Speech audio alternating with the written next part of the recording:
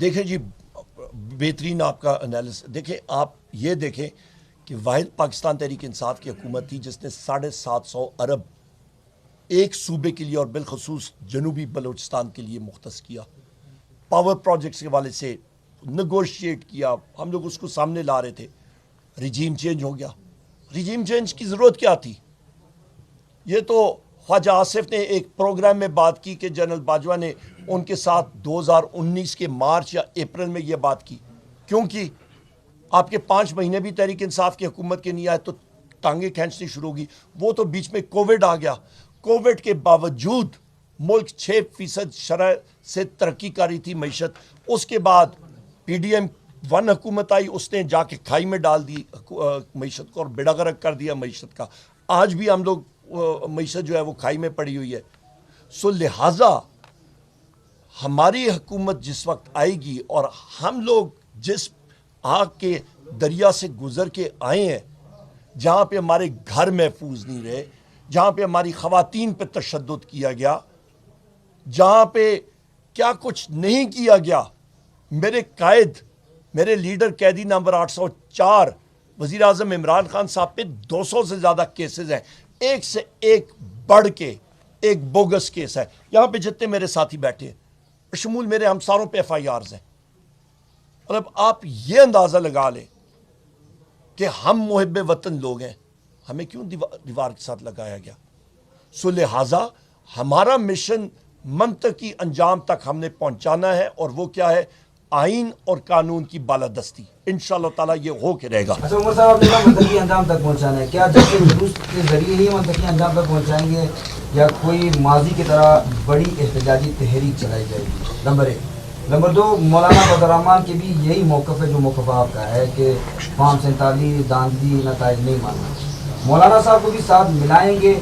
اس کے ساتھ ہی ساتھ آخری سوال کہ احتجاج کر کے اس وقت آپ سمجھتے ہیں کہ ملک کسی بھی صورتحال کا یا احتجاج کا متحمل ہو سکتا ہے عالمی سطح پر؟ دیکھیے جی 2-3 چیزیں ہیں. مولانا صاحب کا اتحاد کے حوالے سے آج شام کی میٹنگ میں اس کے بارے میں بات چیت ہوگی. اتحادی پارٹنرز ہمارے اور بھی ہیں, ہمارے دوست ہیں, احباب ہیں, اس پہ وہ سارے مل کے ہماری ایک آواز ہے اس اتحاد میں. باقی ساتھی بھی بات چیت کریں گے. نمبر 1. دوسری اہم بات یہ ہے کہ احتجاج کے حوالے سے ہم لوگ ملک کی سالمیت کے بارے میں بات کر رہے ہیں. ہم لوگ بات کر رہے ہیں کہ ملک میں آئین اور قانون ہو.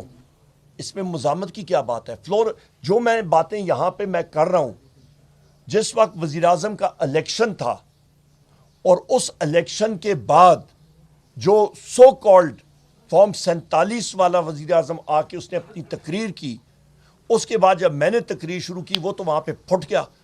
ان کا تو کام ہی ہے لٹنا اور پھٹنا, انہوں نے تو بھاگ جانا ہے, وہ ہمیں فیس نہیں کر سکتے ہیں. ہمارا موقف یہ ہے کہ ملک مضبوط ہو, اس پہ ہم لوگوں کا آئینی اور قانونی حق ہے.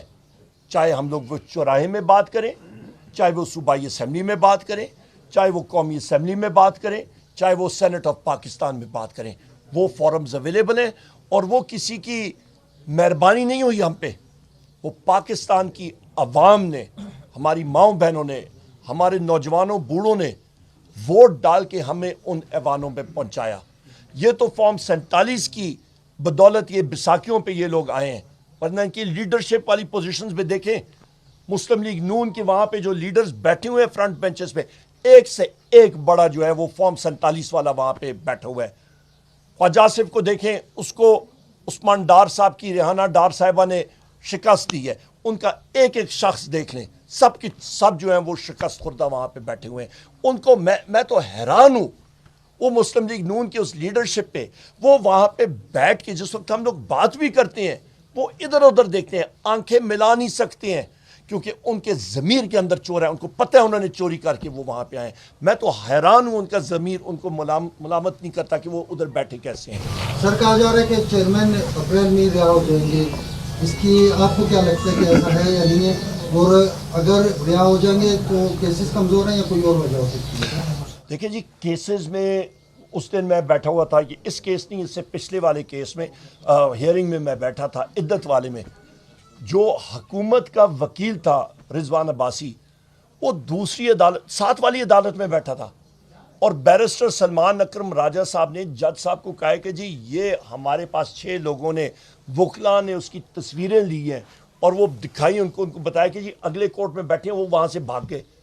ابھی جو عید سے ایک دن پہلے جو کیس لگا تھا عدت والا, وہاں پہ بھی وہ بندہ آئینی فرار ہو گیا. مطلب ان کا جو سائفر کیس ہے وہ تو اپنی موت آپ وہ سائفر کیس مار رہے ہیں, اس میں کوئی ہے ہی نہیں چیز.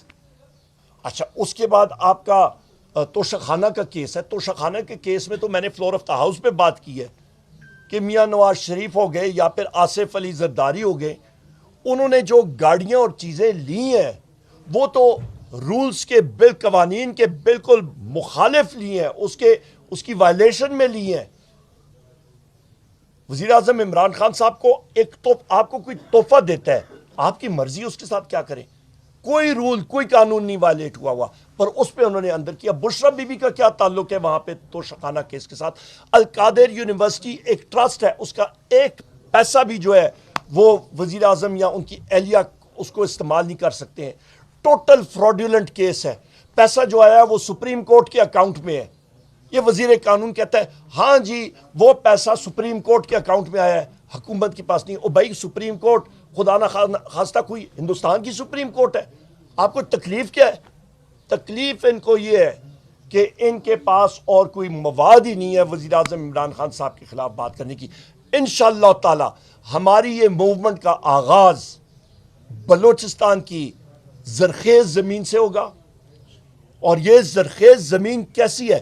لوگوں کی سوچ زرخیز ہے, لوگ محب وطن ہے.